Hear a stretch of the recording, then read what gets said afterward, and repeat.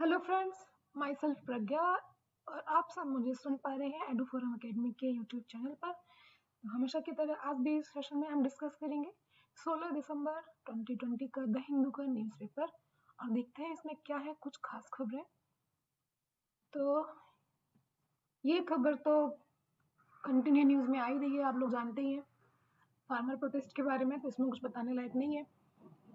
लेकिन बातचीत का दौर अभी जारी है, तो सरकार की मांगे, सरकार की जो फॉर्मूला है और किसानों की जो मांगे हैं उनको लेके कोई बीच का रास्ता निकलता है तब तक ये प्रोटेस्ट जारी रहेगा। हालांकि किसान संगठन वालों का कहना है कि अब तक जो एक 3 फार्म बिल्स को कंप्लीटली खत्म करने की बात कर रहे थे, अब उनका मुद्दा एमएसपी पे आके रुक गया। तो उन्होंने कहा कि अगर एमएसपी को अगर ये गारंटी दें कि एमएसपी खत्म नहीं होगी तो हम अपना ये प्रोटेस्ट वापस लेने का सोच सकते हैं।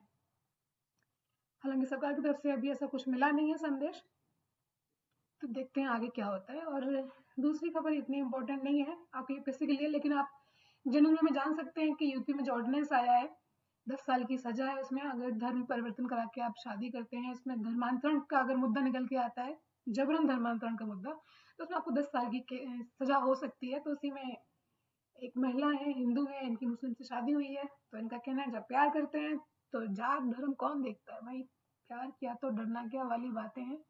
ये खबर आपकी यूपीएससी के लिहाज से नॉट सो इम्पोर्टेंट, बट आपके ऐसे और मेंस के लिए कुछ इस तरह की घटनाएं आपको जाननी जरूरी है। हाँ, इसमें थोड़ा जानने वाली बात अगर है कुछ तो इस न्यूज में है कि शिक्षा मंत्रालय, उन्होंने एक पैनल गठित किया है, कमेटी बनाई है। वो कमेटी इस बात पर गौर करेगी कि जो एक्सीलेंस संस्थाएं हैं उनमें रिजर्वेशन खत्म किया जाना चाहिए। जैसे कि अब आईआईटीज हैं, तो आईआईटी की जो फैकल्टी है उसमें पढ़ाने वाले, तो ये जो कुछ ऐसे क्षेत्र हैं जिसमें आपका कोटा मतलब रिजर्वेशन को लागू नहीं किया जाता। जैसे कि नाप के क्षेत्र में न्यूक्लियर, अगर न्यूक्लियर पावर की बात करें तो इसमें काम करने वाले साइंटिस्ट होते हैं, उनमें रिजर्वेशन या फिर कोटा अप्लाई नहीं होता। इसके अलावा अगर पायलट्स जो हैं वो अगर बनते हैं तो उनमें कोटा अप्लाई नहीं होता। इसी तरह आईआईटी की जो फैकल्टी है उसको बनाने में भी कोटा अप्लाई नहीं होगा, कोटा रिजर्वेशन के आधार पर शिक्षक नहीं नियुक्त किए जाएंगे, ऐसा इनका कहना है। पूरा आप क्वालिफिकेशन क्राइटेरिया फुलफिल करिए, उसके बाद ही आपको लिया जाएगा। क्योंकि इंस्टीट्यूट ऑफ एक्सीलेंस जैसे हैं, इसकी टिफर है Tata institute of fundamental research, Homi Jahangir Bhabha institute, तो ये बहुत सेंसिटिव जोन है। मतलब अगर पढ़ाई लिखाई के लिहाज से भी देखे जाए तो काफी इंपॉर्टेंट है। अगर इनमें आप रिजर्वेशन लेके आ रहे हैं तो कहीं ना कहीं आप अपनी क्वालिटी से समझौता कर रहे हैं। इसलिए ये जो पैनल है गठित किया गया है इसी को लेके कि जो शिक्षा क्षेत्र है आईआईटी का, जो एक्सीलेंस संस्थाएं हैं, एक्सीलेंस इंस्टीट्यूट ऑफ एक्सीलेंस है, उनमें रिजर्वेशन नहीं रहना चाहिए। आगे देखते हैं। ये है आपका एक सुंदर सा फोटो, इस पे आप देखिए मामल्लपुरम का है ये। अब मतलब बताया जा रहा है इसमें कि अब जो लाइफ है वो नॉर्मल हो रही है, लोग विजिट कर रहे हैं, फोटो वोटो ले रहे हैं, टूरिस्ट आ रहे हैं।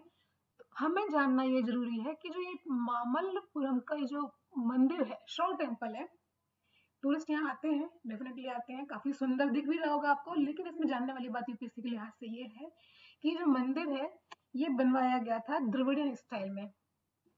द्रविड़, नागर, बेसल, ये 3 कैटेगरीज होती हैं। इनमें जो मॉन्यूमेंट्स हैं वो बनाए गए हैं, तो इनकी क्या क्या क्वालिटी है यूपीएससी के लिए बहुत बहुत इंपॉर्टेंट है।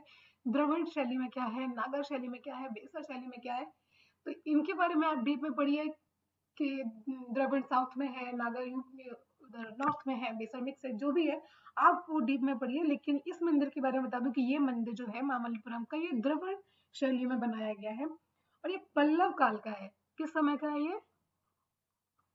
पल्लवकालीन मंदिर है। और इसको बनाया किसने था? नरसिंह वर्मन द्वितीय ने। ठीक, ये नाम भी आप याद रखिएगा, नरसिंह वर्मन द्वितीय। इनके काल में ये मंदिर बना था। इनका टाइम पीरियड था वो था लगभग 700 से लेके 728 सीई के बीच में।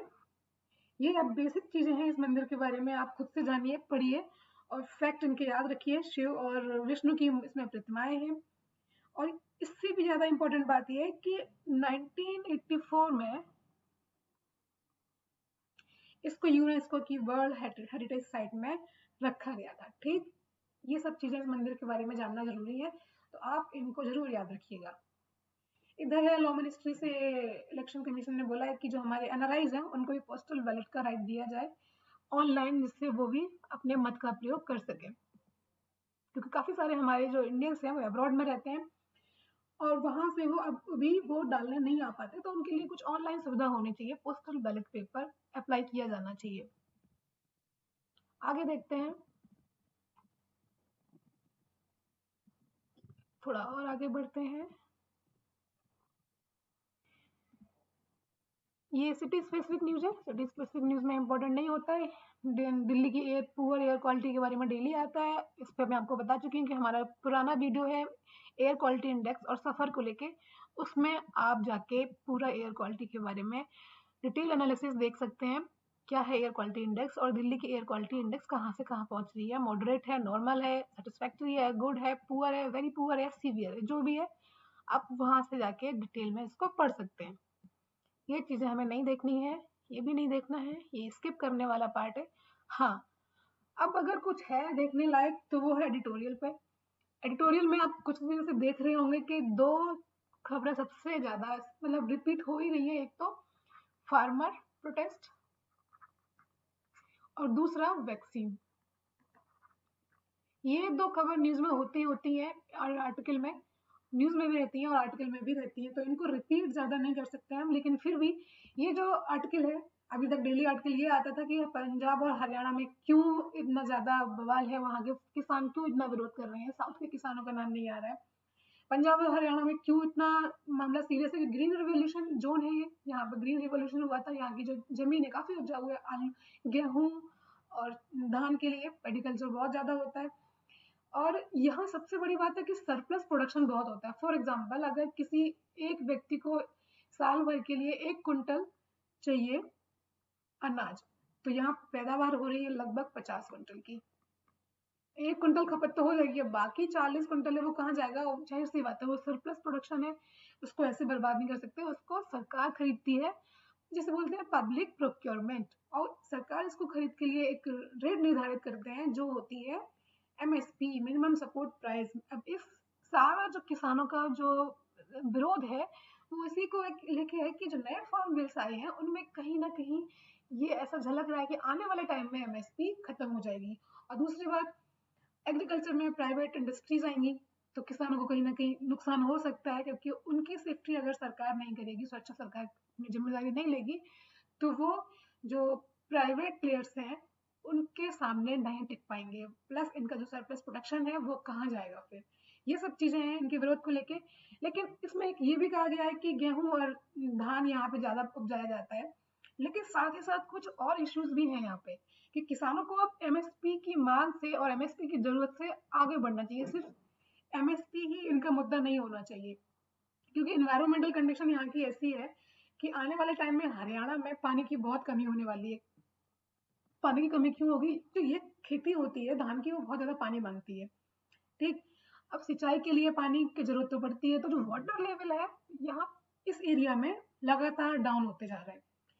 तो इस आर्टिकल का कहना है कि आप किसान, अगर आप किसान हैं तो कुछ ऐसा करिए जो आपको मतलब सिर्फ धान और गेहूं तक सीमित होकर ना रह जाइए, कुछ नई फसलें भी करिए। आपके यहाँ की जमीन उपजाऊ है तो कुछ ऐसी फसलों के लिए एमएसपी की डिमांड करिए जिनकी मार्केट वैल्यू ज्यादा है, जो आपको सेफ्टी दे सके।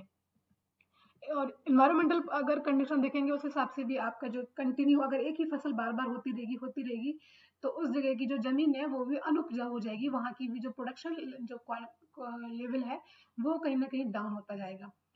और पंजाब और हरियाणा में अगर आप किसानों से उन्होंने ये भी कहा है कि आपकी इकोनॉमिक एक्टिविटीज है उनको प्रमोट करिए, इंडस्ट्रीज है उनको प्रमोट करिए। सिर्फ आप खेती करके और उसको सरकार को बेचने तक ही सीमित न रह जाइए, बल्कि बहुत सारे एग्रीकल्चर में सेक्टर है, इंडस्ट्री है, उससे आप रिलेट करिए और डायरेक्ट फसल उपजाओ और उसको सीधे आप जो खरीदार है वहां तक पहुंचाओ। बीच के जो इंटरमीडिएट में जो आते हैं जिन्हें बिचौलिया कहते हैं, उनका रोल खत्म करिए। और दूसरी बात ये भी है कि इसमें जो इंडस्ट्रीज है उनके साथ आप सहयोग करिए, इंडस्ट्रीज के साथ आप पार्टनरशिप करिए, जिससे कि आपकी फूड प्रोसेसिंग जो क्षमता है वो बढ़े, और फूड प्रोसेसिंग सेक्टर अगर बढ़ेगा तो किसानों को डेफिनेटली उससे बहुत सारा लाभ होने वाला है। ये सब इनका कहना है। और ये दूसरा वाला मतलब सीधा इनका मुद्दा ये है कि आप एक किसी तरह के टाइप में ना बनिए कि मतलब आपने गेहूं पैदा किए और गेहूं पैदा करने के बाद सरकार को बेच दिया और आपको सरप्लस मिल गया, पैसा मिल गया, खत्म नहीं।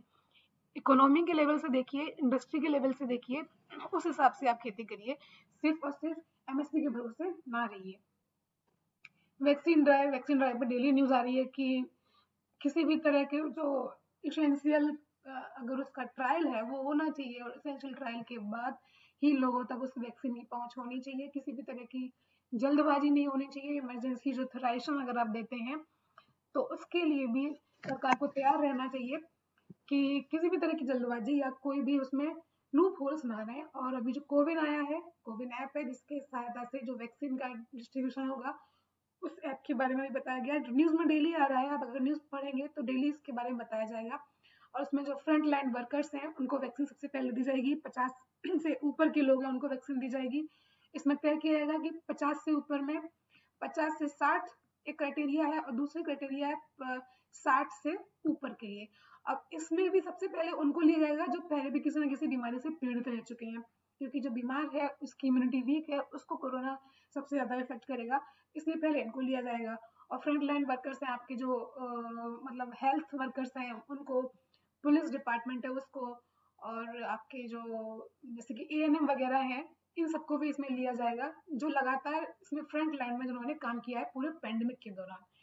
तो यही सब चीजें हैं वैक्सीनेशन को लेके, उसकी क्षमता को लेके, और इसमें कुछ खास ऐसे इम्पोर्टेंट नहीं है। ये एक आर्टिकल है from a digital India to digital Bharat, समझ रहे हैं ना, क्योंकि डिजिटल इंडिया, अगर जब इंडिया की बात आती है तो कहीं ना कहीं ये माना जाता है कि ये सिर्फ अर्बन एरिया की बात हो रही है। जब डिजिटल भारत की बात कर रहे हैं, digital Bharat, it means they are talking about rural area also. ठीक, इंडिया रिप्रेजेंट करता है अपने कंट्री में एक सिविलाइज्ड और हाई प्रोफाइल जो लोग हैं उनको, शहर के लोगों को, और हमारा जो भारत है वो रिप्रेजेंट करता है पूरे इंडिया के उन सब लोगों को जो गांव में रहते हैं, रूरल एरिया में रहते हैं, वो बेचारे भारत में आते हैं। ऐसा इंडिया और अपने देश में, इंडिया और भारत में ये डिवीजन हो गया है। कैसे हुआ है आई डोंट नो, आपको बेटर पता होगा। तो इसमें उन्होंने कहा है कि जब भी किसी गेम चेंजर पॉलिसी की बात आती है तो उसको बहुत ज्यादा बढ़ा चढ़ा के पेश किया जाता है। कैसे पेश किया जाता है कि अब कोई भी पॉलिसी बनी है तो लगेगा कि अब तो आने वाले टाइम में ये उठापटक बहुत ज्यादा करेगा और कुछ भी कर सकता है, पता नहीं कहाँ कहाँ तक पहुंचेगा। लेकिन हम उसके इम्प्लीमेंटेशन पे बात नहीं करते हैं, हम अपने जो इंटेंशन है उस पर भी बात नहीं करते कि आपने किस इंटेंशन से काम किया है, किस इंटेंशन से पॉलिसी बनाई है, और उस पॉलिसी को आप किस इंटेंशन से इम्प्लीमेंट कर रहे हैं। तो ये सब चीजें हैं। तो इसलिए गेम चेंजर जो शब्द है वो बहुत ज्यादा मतलब क्या कहते हैं, ओवर रेटेड कर दिया गया है। लेकिन अभी एक गेम चेंजर की बात हो रही है, वो किसके बारे में बात हो रही है, पीएम वानी प्रोजेक्ट की। अगर इन जो आर्टिकल्स है सुमेश श्रीवास्तव जी का, इनका कहना है कि जो पीएम वानी प्रोजेक्ट है, हाँ ये हो सकता है एक आपका गेम चेंजर। क्या है इसमें, पीएम वानी जो प्रोजेक्ट है इसमें, इसका पहले आप फुल फॉर्म जान लीजिए, prime minister wifi access network interface. इसकी फुल फॉर्म जानना भी जरूरी है, इसको आप कहीं नोट कर लीजिए, पीएम वानी। ये गेम चेंजर हो सकता है। 9 दिसंबर को ये सरकार ने अभी इसकी घोषणा की है, और इसका मेन मोटिव क्या है कि जो आम लोग हैं उनको वाईफाई नेटवर्क दिया जाए, पब्लिक वाईफाई नेटवर्क देने की बात हो रही है। और इसमें पीडीओए होगी, पीडीओए का मतलब है पब्लिक डाटा ऑफिस एग्रीगेट। इसमें यहाँ से डाटा कलेक्ट किया जाएगा, जाहिर सी बात है, और ये डाटा कलेक्ट करने के बाद जो ब्रॉडबैंड इंटरनेट सर्विस है उसको बढ़ाया जाएगा। आप ये बोलते हैं कि जरा एक बार डाटा पर गौर कर लीजिए कि हमारा डाटा है वो क्या कहता है अब तक का।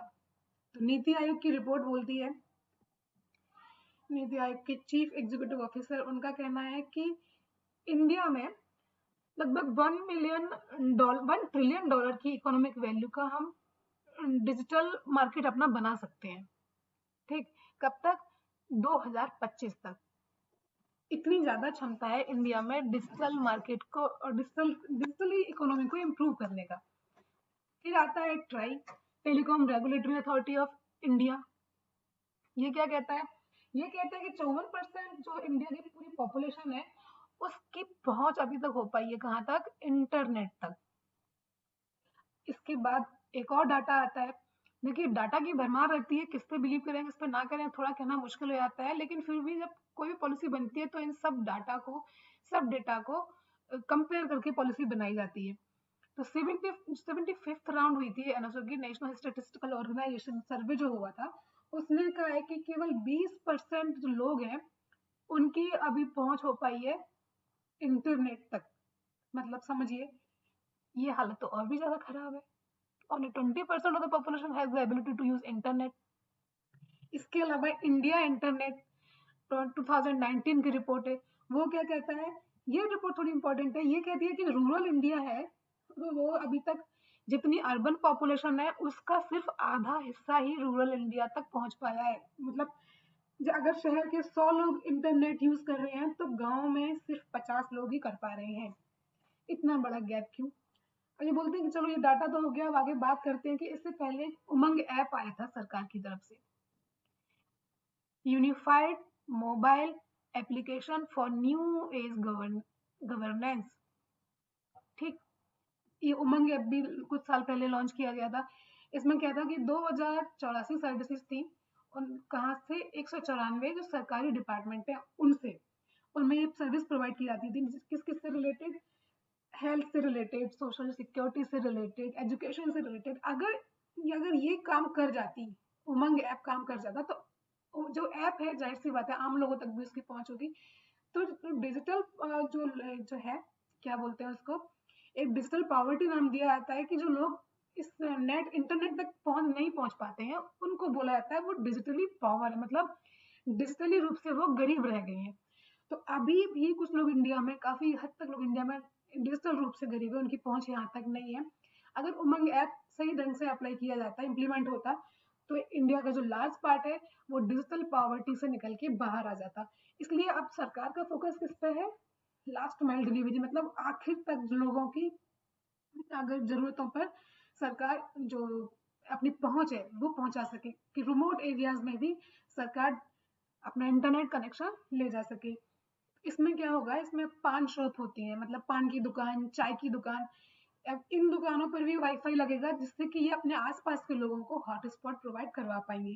काफी अच्छा जो आइडिया है, काफी अच्छा है कि अभी तक हम रेलवे स्टेशन पे जाते थे वहाँ वाईफाई काम करता है, मेट्रो में वाईफाई काम करता है। पान की दुकान, चाय की दुकान, यहाँ भी अगर पब्लिक वाईफाई लगा होगा तो लोगों को यूज करने में कितनी आसानी रहेगी। 99% यूजर जो है इंडिया में वो मोबाइल पे डाटा अपना इंटरनेट यूज करते हैं। एक अलग डाटा है, ये ये कहना है कि जो 99, मतलब जाहिर सी बात है हम सब लोग पूरा टाइम मोबाइल में ही अपना इंटरनेट मोस्टली यूज करते हैं। और इंडिया में अभी 88% लोग हैं जो किससे कनेक्टेड है? 4G से कनेक्टेड है। अब भाई देखो 99% लोग मोबाइल डाटा यूज कर रहे हैं, 88% लोगों के पास 4G नेटवर्क है। अगर इसको रिपोर्ट को सही मान लिया जाए तो ये सोचने वाली बात है कि जो ओवरलोड कितना हो जाएगा, जो डिजिटल ट्रैफिक कितना ज्यादा हो जाएगा, और उससे क्या होगा? स्पीड बहुत खराब रहेगी और इंटरनेट का जो एक्सेस है वो क्वालिटी खराब हो जाएगी। तो ये सारे उन्होंने डाटा एक तरह से शो किया है। और आगे ये कहते हैं कि कुछ की लिंक्स हैं। की लिंक मतलब इंपॉर्टेंट रोल कौन प्ले करने वाला है पीएम वानी प्रोजेक्ट में? पीएम वानी में जो इंपॉर्टेंट रोल प्ले करेंगे, इसमें इनके हिसाब से 3 लोग रोल प्ले करेंगे। एक तो आपका पब्लिक डाटा ऑफिस एग्रीगेटर्स है, और पीडीओ पब्लिक डाटा ऑफिस है, और तीसरा कंज्यूमर आ जाता है। पब्लिक डाटा ऑफिस कोई भी हो सकता है, चाय की दुकान हो सकती है, किसी और कोई और शॉप हो सकती है, छोटे छोटे दुकानदार हो सकते हैं। इसमें ये क्या करेंगे? इनके पास इंटरनेट इंफ्रास्ट्रक्चर होगा। इंटरनेट इंफ्रास्ट्रक्चर होने के बाद ये लोगों को हॉटस्पॉट दे पाएंगे। अब जब इनके पास इंटरनेट इंफ्रास्ट्रक्चर होगा तो ये कहीं ना कहीं सरकार सोच रही है कि इनसे जो रेवेन्यू जनरेट वाली बात है वो हो जाएगी, और जो नेट की जो पहुंच है वो दूर दराज तक लोगों तक भी हो जाएगी। इकोनॉमिक रूप से सरकार इसको देख रही है कि इकोनॉमिक पॉइंट ऑफ व्यू से भी बहुत इंपॉर्टेंट हो जाता है। और इनको किसी भी तरह का जो पब्लिक डाटा ऑफिस है, किसी भी तरह का इनको रजिस्ट्रेशन वगैरह कराने की जरूरत नहीं है सरकार के पास, सरकारी ऑफिस में। तो इस तरह इनके ऊपर रेगुलेटरी बर्डन है, कहीं ना कहीं वो भी कम हो जाता है। जब रेगुलेटरी बर्डन कम होगा तो लोग आसानी से अपना एक तरह से खुद को पब्लिक डाटा ऑफिस में चेंज कर सकते हैं। इसके बाद आएगा पब्लिक डाटा ऑफिस एग्रीगेटर्स, पीडीओए। ये क्या करेंगे? ये टेलीकॉम कंपनी होती हैं, टेलीकॉम कंपनी से ये बैंडविड्थ खरीदेंगे और वहां से जो इंटरनेट सर्विस प्रोवाइडर है उनसे बैंडविड्थ खरीदेंगे और इसको किसको सेल करेंगे? पीडीओ को। समझ रहे हैं? एक है पीडीएओ, ये डाटा सेल करेंगे पीडीओ को, और ये किसको देगा? हॉटस्पॉट इंटरनेट किसको प्रोवाइड करेगा? कॉमन मैन को। तो ये पूरा लिंक है इनके साथ से, 3 लोग हैं इसलिए बहुत ज्यादा इंपॉर्टेंट है। और जो कंज्यूमर होगा वो आधार से लिंक होना उसका जरूरी है। ठीक, इस तरह से 3 सेक्टर पे काम कर पाएगा। अब इसके रूरल लिंक भी है कि इसको भाई रूरल एरिया में कैसे पहुंचाओगे। अब तक जो हमने बात की है तो सब शहरों की बातें हुई है, लेकिन पीएम वानी कहता है कि हम ये छोटे दुकानदारों तक इसकी पहुंच करेंगे और इसकी पहुंच हमारी होगी गांव तक। गांव में अब तक जो रूरल एरिया है उसमें सबसे बड़ी समस्या कहाँ आती है कि एक तो पहुंच नहीं है इंटरनेट की, ठीक, इंटरनेट सर्विस प्रोवाइडर्स वहां पर ठीक से काम नहीं करते हैं, और दूसरी बात यह है कि डिजिटल लिटरेसी भी नहीं है। डिजिटल लिटरेसी मतलब लोगों को नहीं पता कि वो नेट का क्या करें, किस तरीके से इंटरनेट का सही इस्तेमाल करें। तो ये इसे बोलते हैं डिजिटल लिटरेसी। डिजिटल लिटरेसी नहीं होगी तो पहली बात तो लोग यूज कर नहीं पाएंगे, और जब लोग इंटरनेट यूज नहीं कर पाएंगे सही ढंग से, यूज ही नहीं कर पाएंगे तो उसको उन्हें अपने फायदे के लिए यूज करना कहाँ से आएगा? अपने जो बिजनेस है अगर उसको बढ़ाना चाहे तो वो भी नहीं बढ़ा सकते। तो ये सब चीजें किसमें आती हैं? डिजिटल लिटरेसी में। तो डिजिटल लिटरेसी की बहुत ज्यादा कमी है यहाँ पे। और तीसरी बात है कि यहाँ पे डिमांड नहीं है उतनी ज्यादा, इसलिए इंटरनेट सर्विस प्रोवाइडर कंपनियां हैं वो इधर आने के लिए इच्छुक नहीं रहती हैं। इन चीजों पर काम करेंगे तब जाके हमारी जो रूरल कनेक्टिविटी है वो स्ट्रांग हो पाएगी। अब जब ये सब हो जाएगा तो इसके बाद एक कंसर्न आता है सिक्योरिटी का और प्राइवेसी का, क्योंकि ये देखा जाता है कि 15 एयरपोर्ट्स पे वाईफाई स्पॉट लगा के देखा हॉटस्पॉट, उसके बाद मालूम पड़ा कि इन्होंने जो प्राइवेट डाटा है प्राइवेट यूजर्स का वो लीक कर दिया। और अपने इंडिया में अभी इस चीज को लेकर कोई ऐसा नियम कानून खास नहीं बना है कि अगर आपका डेटा लीक हो जाता है तो उस पर क्या रिएक्शन होगा, उसके लिए आप क्या कर सकते हैं। इस तरह से इस तरीके का कोई हमारा जो कानून आपको सिक्योरिटी नहीं देता है, इसलिए इस चीज का भी विशेष ध्यान रखना जरूरी है। ये बहुत सिक्योरिटी और का एक बहुत बड़ा इशू है, क्योंकि इसमें प्राइवेट यूजर्स का डाटा के साथ साथ और भी जो बिजनेस वाले लोग हैं जो काम कर रहे हैं कुछ ना कुछ, और जो सरकारी डाटा है उसको भी लीक किया जा सकता है। तो ये सबसे बड़ी समस्या है। तो वही है कि अगर पीएम वानी यूज आपका ठीक ढंग से लागू हो जाता है तो आने वाले टाइम में ये डिजिटल इंडिया को डिजिटल भारत में कन्वर्ट कर सकता है। माइल्ड मॉडरेशन, ये अभी कल ही न्यूज में था कि अब जो महंगाई है थोड़ी कम हो गई है, क्योंकि इनका कहना है कि महंगाई डाटा तो आपके हर महीने बदलते ही रहते हैं। पहले लास्ट मंथ आपका 7.6% की जो कंज्यूमर प्राइस इंडेक्स था, मतलब ये 7.6% था, अब 6.93% आया है। इसका मतलब कहीं ना कहीं महंगाई रेट कम हुई है। महंगाई दर कम क्यों हुई है? क्योंकि अभी जो पेरिशेबल गुड्स हैं और जो खरीफ की फसलें हैं उनमें बम्पर पैदावार की गई है, और पेरिशेबल गुड्स है मतलब जल्दी खराब होने वाली चीजें हैं, उनको भी सरकार ने इन्फ्लेशन, उनमें जो डबल डिजिट की जो इन्फ्लेशन थी उसको भी बढ़ाया गया। तो ये इन चीजों पे भी कटौती आ गई है, प्रोडक्शन ज्यादा हो रहा है, मार्केट में डिमांड भी ज्यादा हो रही है। तो इस तरीके से प्रोडक्शन का जो बढ़ोतरी है प्रोडक्शन की, उसकी वजह से ये जो महंगाई है इसमें कमी आई है। न्यूट्रिशन जो है वैल्यू वो थोड़ी इंक्रीज हुई है, क्योंकि खाने पीने वाली चीजें अक्सर महंगाई को बढ़ा देती हैं। और अभी इस समय में सीजन में चल रहा है कि खाने वाली चीजें थोड़ी सस्ती हैं, सब्जियां सस्ती हैं आपकी, और जो अगर पैदावार अच्छी हो रही है खरीफ की तो खरीफ की फसल से रिलेटेड सब चीजें भी सस्ती हो जाएंगी। लेकिन इनका कहना है कि अगर इसको आपने चेक नहीं किया तो ये भी न्यूज में आ रहा है कि आने वाले 2-3 महीनों में फिर से महंगाई दर आपकी बढ़ जाएगी। इनकी जो दाम है खाने वाली वस्तुओं के फिर से बढ़ जाएंगे, इससे आपकी महंगाई फिर से बढ़ जाएगी। इसलिए इन चीज को चेक करते रहना चाहिए। अगर ये अनचेक रह गया तो आपकी इकोनॉमी रिकवरी इतनी आसानी से नहीं हो पाएगी।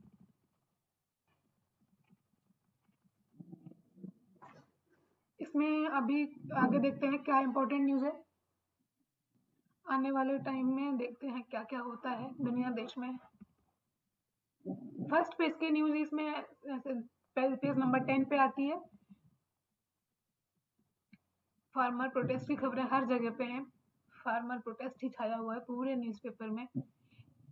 ये है वैक्सीन को लेके, जैसे कि बताया था मैंने अभी, वैक्सीनेशन और फार्मर प्रोटेस्ट, ये दो चीजें ही सबसे ज्यादा न्यूज में आती हैं, वैक्सीनेशन और फार्मर प्रोटेस्ट।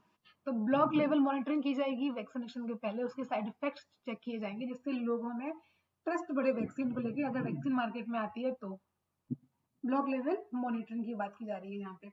ये है न्यूज। अभी कल भी न्यूज में था कि ब्रिटिश पीएम को रिपब्लिक डे के लिए इनवाइट किया जा रहा है। अभी हालांकि कंफर्मेशन नहीं मिला है, लेकिन उससे पहले विदेश मंत्री लेवल की बातचीत है, वो होगी। तो 17 दिसंबर के आसपास इनकी बातचीत का टाइम रखा गया है और उसमें काफी सारी चीजों पर बात होगी, जैसे कि ट्रेड पर रिलेटेड, सिक्योरिटी से रिलेटेड बातचीत, और डिफेंस से बहुत सारे समझौते होने हैं, इन सब पे बात की जाएगी। तो जब बातचीत होगी तब वो चीज आपके निकल के आएगी क्या क्या इम्पोर्टेंट होता है। ब्रिटिश पीएम जो चीफ गेस्ट बन के आने वाले हैं, उससे पहले एक वार्ता इसलिए हुई है कि जब वो यहाँ पर आए तो हमारे मोदी जी और जॉनसन जी के बीच में, जो बोरिस जॉनसन है वहाँ के पीएम, उनके बीच में जो बातचीत है वो इजीली हो जाए। इससे पहले एक तरह से उन्होंने अपना दूध भेजा इंडिया में, और इंडिया को ये भी बोला गया कि वो G7 जो मीटिंग है उसमें इंडिया शामिल हो। हालांकि G7 कंट्रीज में इंडिया नहीं आता है, लेकिन मोदी जी को इसमें इन्वाइट किया गया है। आगे बढ़ते हैं, क्या है news. Family affair not so important, ring bearer not so important, not for UPSC purpose। इसमें इस पेज पे भी ऐसा कुछ खास न्यूज में नहीं आया है। बोको हराम अभी कल था न्यूज में कि नाइजीरिया में एक स्कूल पे अटैक हुआ है और लगभग 300 बच्चे वहां पे किडनैप किए गए हैं। तो 300 बच्चों को जो किडनैपिंग की जिम्मेदारी, अब तक क्लेम ये है कि जाहिर सी बात है बोको हराम ने काम किया होगा, और अब बोको हराम ने इसकी जिम्मेदारी भी शायद ले ली है।